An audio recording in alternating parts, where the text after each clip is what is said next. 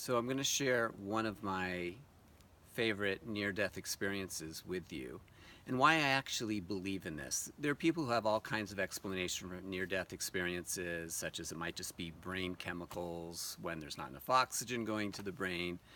But some things I've personally found to be so unexplainable that for me, it just feels like this really must be the truth. So one story that sticks out in my mind is there was an elderly woman who was in a hospital, and while she was in bed in the hospital, she had a heart attack. And she lost consciousness. They brought in the crash cart and started working on her. And after a few minutes, they were able to get her heart going again. And a few minutes after that, she was able to regain consciousness.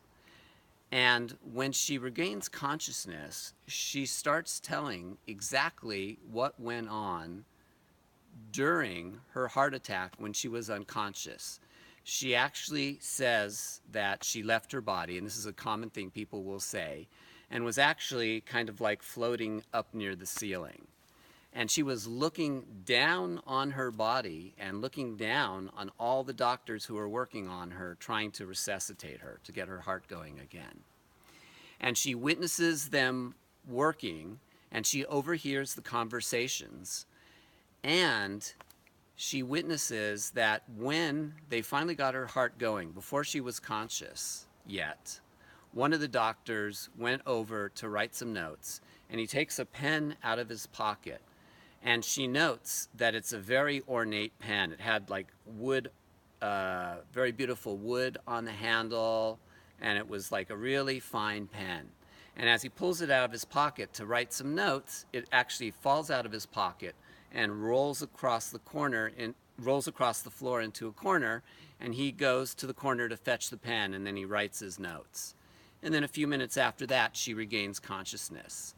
So when she is conscious again, she shares the story, and she describes the pen, the whole episode, and how the pen looks.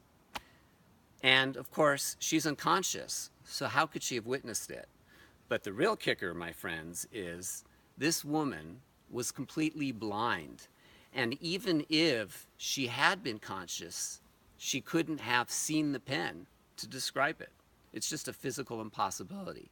So this is just one of the many, many near-death experiences that to me indicated there really might be something here. And I really started delving into them to look for a truth about who is this God and what are we all about as human beings. And I'm going to share more on that in the next video. Thank you.